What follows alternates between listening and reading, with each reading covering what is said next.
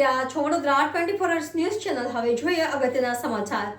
જેની અંગલેટ ગ્રુપ દ્વારા વર્ષિત તપના તપસ્વીઓ માટે બિયાસણાનું આયોજન કરાયું। બિયાસણા પછી જિનાલયમાં ભક્તિ સંધ્યાનો કાર્યક્રમ યોજાયો।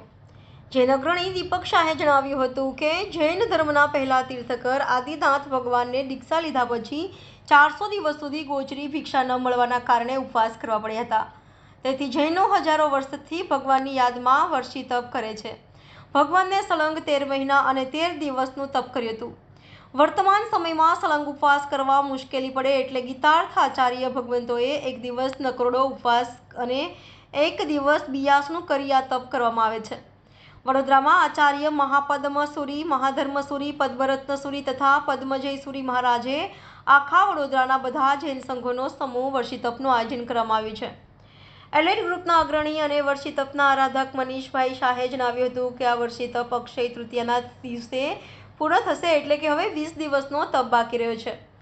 બધાના સામૂહિક શેરડીના રસથી પારણા કારેલીબાગ જૈન સંઘ ખાતે યોજાશે। દરમિયાનમાં એલેટ અગ્રણી એડવોકેટ રાજેશભાઈ શાહ તથા જૈન સંગીતકાર અમિત શાહે જણાવ્યું કે બિયાસણા પછી ગણેશ જૈન સંઘના દેરાસર શાંતિનાથ ભગવાનના જિનાલયમાં ભક્તિ સ્તનનો ગાઈને આરતી મંગલ દીવો કરવામાં આવ્યો હતો, એમ જૈન અગ્રણી દીપક શાહે જણાવ્યું હતું। શ્રી યુવા હૃદય સમ્રાટ હેમરત્ન સુરેશજી મહાસાહેબ પ્રેરિત શ્રી જૈન એલેટ ગ્રુપ જે આખા ભારતભરની પણ વિશ્વભરમાં જેની શાખાઓ આવેલી છે એના ભાગરૂપે શ્રી વડોદરા જૈન એલેટ ગ્રુપ કેટલા વર્ષોથી કાર્યરત છે।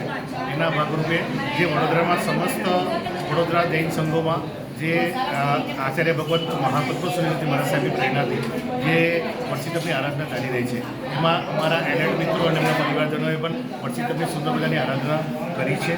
અને એ આરાધનાના ભાગરૂપે એક દિવસ ઉપવાસ અને એક દિવસ બિયાસનું 2 ટાઈમ જમવાનું અને બીજે દિવસે બિલકુલ નહીં જમવાનું, આ ઉપવાસની આરાધના કરી છે।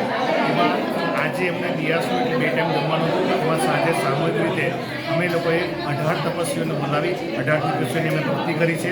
તપસ્વીઓ પણ અમને લાભ આપ્યો છે। એ તપસ્વીની પૂરેપૂરી અનુબંધતા તેમજ અમારા એલર્ટ યુવાનો અને એલર્ટ ગ્રુપના ફેમિલી મેમ્બર જે લોકોએ ઉત્સાહ દાખવ્યો છે એના માટે અમે લોકો તમામની અનુબંધતા કરીએ છીએ। અને સાથે સાથે આ જે સંઘ છે શ્રી ગણેશ સોસાયટી સંઘ એના પણ સંઘનો અમે આભાર માનીએ છીએ અને સુંદર ભાવો સાથે બસ આ રીતે જૈન શાસન આગળ વધતું રહે, જૈન શાસનનો જય જયકાર થાય એવી અમારી અભ્યર્થના છે। प्लेसमेंट्स प्लेसमेंट्स प्लेसमेंट्स आपको भी प्लेसमेंट्स चाहिए? चलिए दिलाता हूं।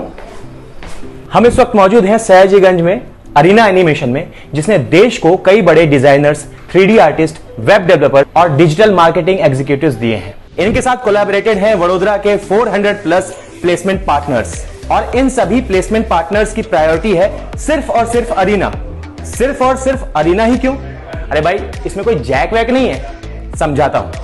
क्योंकि प्लेसमेंट पार्टनर्स को भी पता है कि अरीना में उनको सबसे अच्छे स्टूडेंट्स मिलेंगे। क्यों?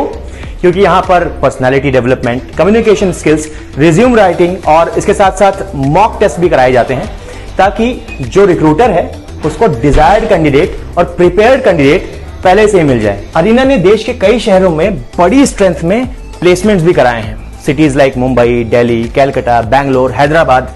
प्लेसमेंट्स के मामले में इन सिटीज में इनका दबदबा है। देश के बड़े बड़े स्टूडियोज, गेमिंग प्लेटफॉर्म्स और कंपनीज के साथ इनका कोलैबोरेशन है और ये जर्नी 1-2 साल की नहीं, पूरे 27 साल की है। 27 साल का अरीना का भरोसा। तो देर किस बात की और टेंशन में क्यों जीना है? अरे आपके अपने शहर वडोदरा में एरीना है।